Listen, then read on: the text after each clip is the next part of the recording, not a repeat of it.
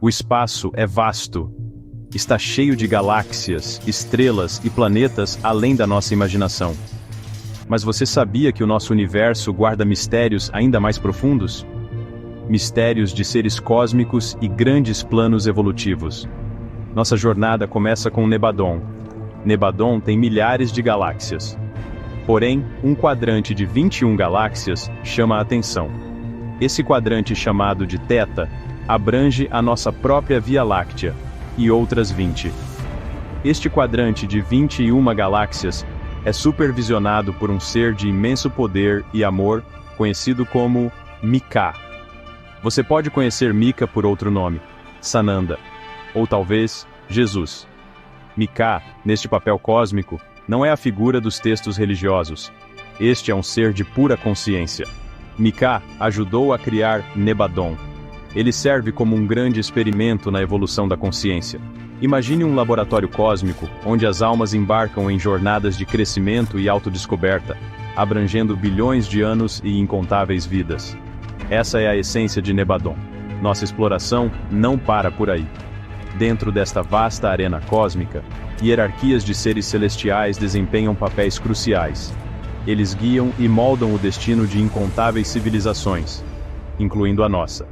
Sua influência pode ser sentida em todo o cosmos, uma força sutil, mas inegável, impulsionando a evolução. Vamos nos aprofundar nessas hierarquias e descobrir seus papéis nesta grande peça cósmica.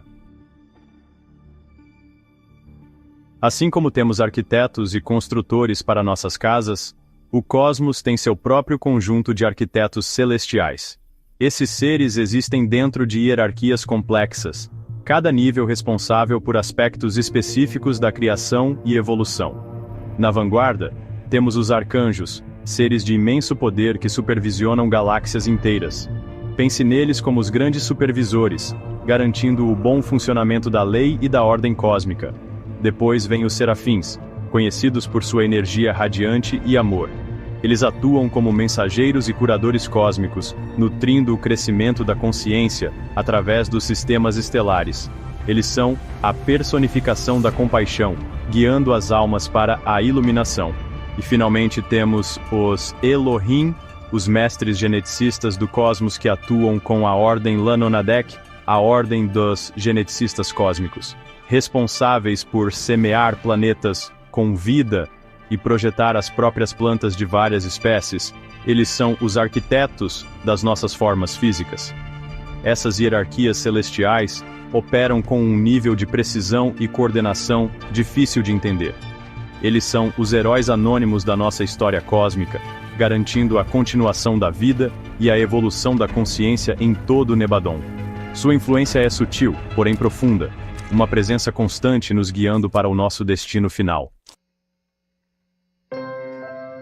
O que torna Nebadon único é o dom do livre-arbítrio nesse imenso quadrante de 21 galáxias, em qual nós estamos inseridos. Ao contrário de outros quadrantes do universo, Mika projetou este para ser um grande experimento na escolha para capacitar as almas para retornar ao Pai, ou seja, a fonte suprema, a fonte que tudo é. Aqui, as almas têm a liberdade de escolher seus caminhos, aprender com seus erros e, finalmente, evoluir por meio de sua própria vontade. E para isso há os véus do esquecimento e os véus que separam as dimensões. Mas essa liberdade tem um preço: a fragmentação da alma e o sentimento inicial de que algo está faltando.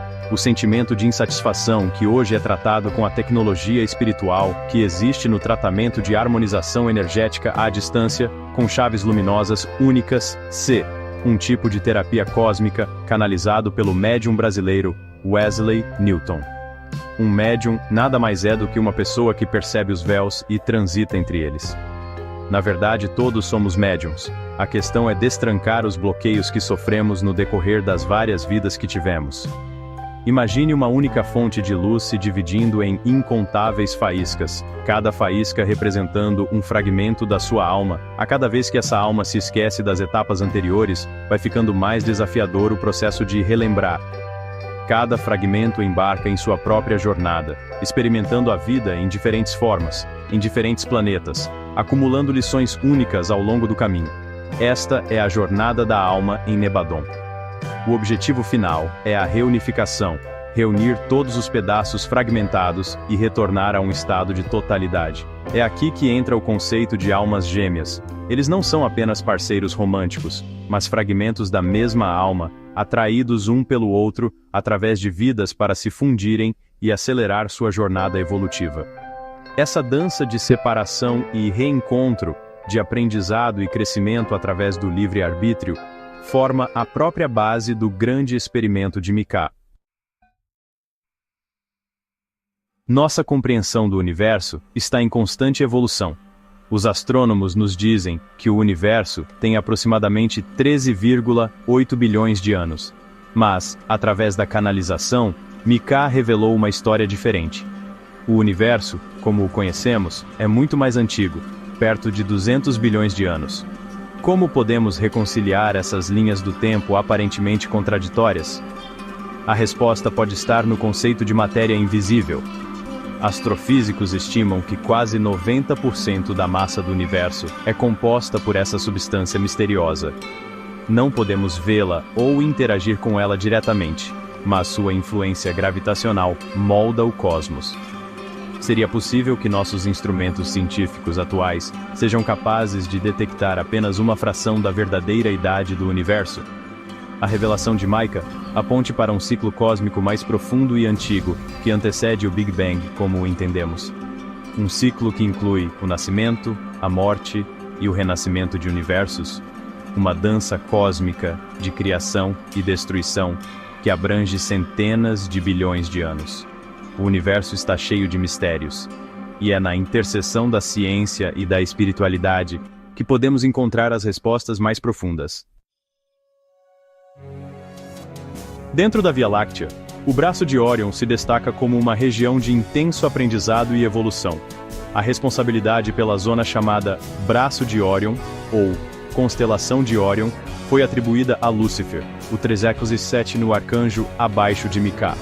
A sua função era, pois, administrar e reger os processos evolutivos de todas as raças pertencentes ao braço espiral de Órion, ao qual nós pertencemos. O Conselho Kármico Galáctico, também chamado de Conselho Shamuna, observa de perto a evolução na Via Láctea. Lúcifer não é um ser, é um cargo administrativo de alto escalão do Conselho Shamuna, tal qual o cargo de desembargador de um tribunal. Seu papel é fornecer às almas os desafios e meios necessários para ajudá-las a confrontar suas sombras e evoluir em um ritmo mais rápido.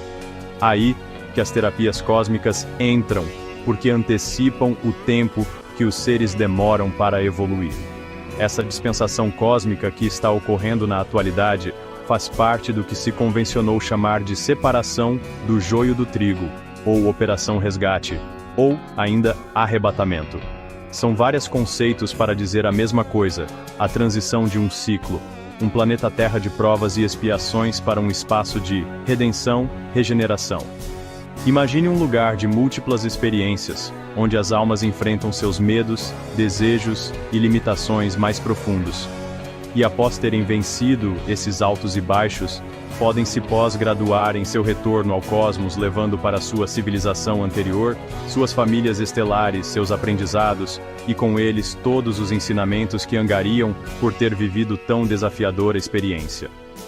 Esta é a essência do braço de Órion, sob a orientação do Conselho Shamuna, conselho sediado na constelação de Perseu, a capital administrativa de nossa galáxia. É uma abordagem amorosa, ousada, projetada para acelerar o crescimento espiritual por meio de lições intensas e confrontos kármicos. Por isso que o próprio gestor do nosso universo, Mika, veio, pessoalmente, reger o processo em nosso belo orbe e trazer a dispensação da graça, além da dispensação das leis cósmicas que já haviam antes. Mika já vestiu corpos físicos em outros orbes, e muitos de nós temos dessas épocas anteriores à nossa vida na Terra, conexão com Mika. Especialmente os seres que vieram da estrela de Avior.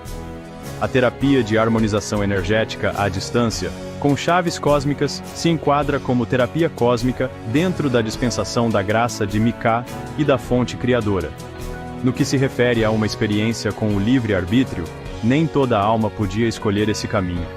Ficavam presas em intermináveis ciclos reencarnatórios, e para terem a oportunidade de evoluir e retornar à fonte, foram transmigrados para Nebadon para que isso fosse possível.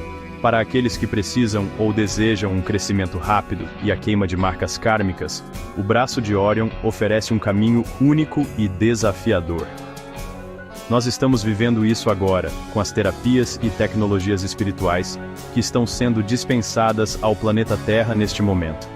Terapias que permitem que nós evoluamos no mínimo 33 vezes mais rápido e deixemos de ficar repetindo ciclos de reencarnações sucessivas por falhas nos projetos que são, na maioria das vezes, sabotados por forças contrárias à evolução. É cansativo ficar reencarnando sem vencer os desafios que nós mesmos nos colocamos. A oposição ao propósito do retorno à fonte também é ousada, na verdade suicida. São seres há muito condenados por suas práticas, que reiteradamente atacam e sabotam os seres que estão vivendo a diversidade de jornadas evolutivas disponíveis no grande experimento de Mika. Mas por quê? Enquanto Mika governa Nebadon, em que existe o quadrante de Theta, com 21 galáxias, onde existe o livre-arbítrio e o retorno à fonte acelerado, existem outros universos, com seus próprios supervisores e abordagens únicas para a evolução. Um desses lugares era governado por um ser conhecido como Anhotak, Anágora, um universo em que a evolução era restrita e de lá saíram seres que para cá vieram, trazendo sua estrutura e política de impedir o processo de evolução. Um forte contraste com nossa casa, Nebadon, e a nossa galáxia, a Via Láctea. Anhotak acreditava em uma abordagem mais controlada da evolução. Em seu domínio, o livre-arbítrio era muito limitado, mas o projeto saiu do seu próprio controle. Saraten, sua filha, tomou um caminho totalmente diferente. E, ao invés de apenas delongar a evolução, ela impedia a evolução. E, como sem evolução, a alma perde a conexão cósmica totalmente, era necessário vampirizar outros seres para manter sua nutrição energética. Ela se alimentava de seus próprios filhos, um processo insustentável que começou a gerar caos no cosmos, que exige harmonia e previsibilidade para que ocorra a evolução. Então, para muitas dessas almas que eram guiadas por esses caminhos predeterminados, a ideia de destino é real. Para essas almas que passaram por esse tipo de experiência, estar aqui, hoje, é um presente. É a oportunidade de retorno à fonte. Antes, suas escolhas eram cuidadosamente orquestradas, podadas, para garantir um resultado específico em que se dilatava de forma exagerada o retorno à fonte, gerando uma prisão nos processos reencarnatórios para que elas servissem de alimento aos seres que as escravizavam. Pense na proposta de onde essas almas vieram como um jardim meticulosamente planejado, mas que teve problemas, onde cada planta é cultivada para se conformar a um determinado projeto, mas para de crescer e seca. Essa abordagem valoriza a ordem e a eficiência acima de tudo, mas deixa de lado a liberdade que a Fonte Suprema deu para que crescêssemos e multiplicássemos no cosmos e para que a ela retornássemos. O retorno à fonte é obrigatório para todos no tempo certo de cada um. Isso não significa que tenhamos que morrer rápido nessa vida, não é isso. O que precisamos é começar a ser bem-sucedidos nas nossas vidas sem a necessidade de ficar voltando por fracassar nas experiências anteriores.